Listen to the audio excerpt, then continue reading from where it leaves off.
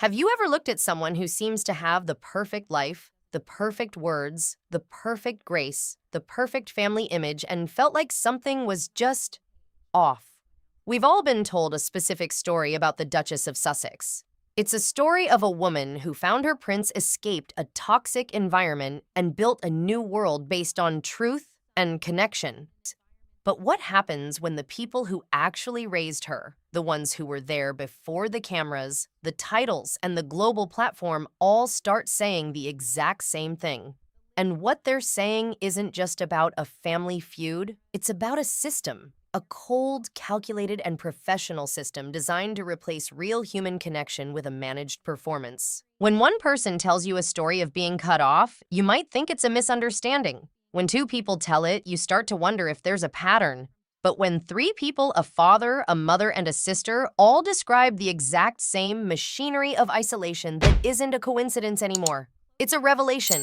And trust me, the details they've shared about how this actually works behind closed doors will change the way you see every warm public moment you've ever watched. If you haven't subscribed yet, you need to do it now and hit that bell because this isn't just a gossip piece. It's a look at the hidden cost of building a global brand, and the people who paid the price are finally breaking their silence. Let's start with Thomas Markle because he's the one the world was taught to ignore. We've all seen the headlines. He's the embarrassing father, the man who allegedly sold out his daughter right before the royal wedding by taking those staged paparazzi photos. That was the version of Thomas that was handed to us, gift-wrapped for public consumption. It was a convenient image. It made it easy to write him off as a liability, someone who just couldn't handle the spotlight. But if you look past the bad optics and the awkward interviews, a much darker question starts to surface. Why was he reaching out to the press in the first place? Think about it. This is a man who spent years quietly raising his daughter, paying for private schools, and supporting her Hollywood dreams. He wasn't some stranger looking for a payday. He was a father who suddenly found himself standing in front of a wall he couldn't climb. Thomas has described a reality that is far more haunting than just not getting along. He talked about a complete and total silence that didn't just happen, it was maintained. He wasn't going dark on her. He was calling. He was messaging. He was using every normal human channel a father has to reach his child, and every single time he hit a void. Imagine for a second the psychological toll of that. You're not getting a no, and you're not getting an argument. You're just getting nothing. It's a specific kind of psychological pressure that drives people to do desperate things. For Thomas, that meant going to the press. It wasn't the right move, and he's the first to admit it wasn't smart. But when every private door is locked and bolted from the inside, some people start banging on the windows just to see if anyone is still in there. But here is the part that should truly unsettle you. Thomas's account isn't one of bitterness or anger. If you actually listen to him, he sounds lost. He's a man who has replayed every conversation and every memory trying to find the glitch, the moment where a normal relationship turned into a scheduled transaction. He wasn't describing a daughter who changed because of fame. We all expect people to change when they become the most famous woman in the world. That's human. What he was describing was the existence of two completely different versions of the same person. The world saw a woman who spoke beautifully about the sacred bond of family. Thomas saw a daughter who had effectively vanished behind a professional barrier. And as the silence stretched from weeks into years, it became clear that he wasn't just dealing with a family problem. He was dealing with a system. A system where getting 5 minutes of his daughter's time required a clearance he no longer had. And that's where the silence stops being an accident and starts looking like a strategy. There's a specific kind of quiet that is different from just not hearing from someone. It's a managed silence. It's the kind where you know before you even pick up the phone that your call is being diverted. Thomas lived in that silence for years. Most family breakdowns involve an explosion, a fight, a slammed door, a moment where things broke. But there was no explosion here. There was just a slow, steady withdrawal. It was like watching a ship sail away so slowly that you don't realize how far it's gone until it's already over the horizon. And while Thomas was living in that quiet, he had to watch the rest of the world celebrate the warmth and openness of the person who wouldn't return his calls. That gap between public image and private reality is a special kind of grief. and it's one that Thomas had to carry while the entire world was watching. But if Thomas's story makes you uncomfortable, what Doria Ragland has hinted at will leave you completely stunned. Doria is the mother. She is the one who was supposed to be the anchor, the one person who remained real and connected through the entire royal whirlwind. The image we have of Doria is one of pure, dignified grace. We saw her at the wedding sitting alone, radiating a quiet strength. We saw her in the Netflix documentaries looking like the ultimate supportive parent. She felt like the living proof that beneath the titles and the drama, there was still a real grounded connection to the people who mattered. However, the reality Doria has described behind the scenes is far more structured than anyone realized. It turns out that the natural closeness the world assumed they had was actually subject to a rigorous schedule. Think about the bond between a mother and daughter. It's supposed to be the one thing that is outside of work or PR. But Doria's account suggests that her access was often managed with the same precision as a royal tour. Visits weren't just planned, they were arranged. Phone calls weren't just made, they were booked. Imagine being a mother and having to look at a calendar or talk to a third party just to check in on your own child. This wasn't because of time zones or busy lives. It was because access had become a currency and the person controlling the bank had decided that even the mother who raised her had a limited balance. This leads to a truly disturbing possibility: the backdrop theory. Doria describes moments of public warmth that felt genuine to the world. But once the cameras were off, that closeness didn't seem to travel back home. It was as if the relationship only existed in its full, vibrant form when there was a public need for it to be seen. The smiles were real in the moment, but they didn't lead to a conversation over coffee the next morning. For a woman who gave everything to raise her daughter, being treated like a background asset for a public image is a weight that is almost impossible to describe. Doria doesn't say this with rage. She says it with the quiet sadness of someone who has realized that her love, however deep it is, isn't the thing that keeps the door open anymore. But why would someone do this? Why would you manage your own mother? If this was just about fame being hard, you'd expect the family to be the one safe place to hide. But Doria's experience suggests the exact opposite. The family was the first thing that had to be organized to fit the new narrative. And this is where Doria's story connects to Thomas's in a way that is truly chilling. Doria has hinted that Thomas's attempts to reach out, the calls, the letters, the pleas for connection, weren't just ignored. They were being redirected. This means there was a deliberate effort to ensure the distance between a father and daughter remained exactly where it was. It wasn't a mistake or a lapse in communication. It was a managed outcome. Now think about what that does to a family unit. When you have a managed silence on one side and booked appointments on the other, you no longer have a family. You have a production, and the production requires that everyone stays in their assigned lane.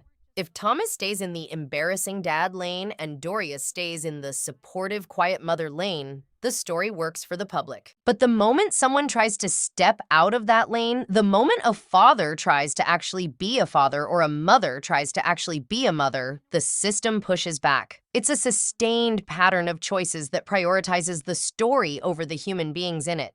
And once you see that pattern, it becomes impossible to look at those warm family photos the same way again. This brings us to Samantha Markle. Now, Samantha is often portrayed as the villain of this story. She's the one who speaks out, the one who files the lawsuits, the one who refuses to stay quiet.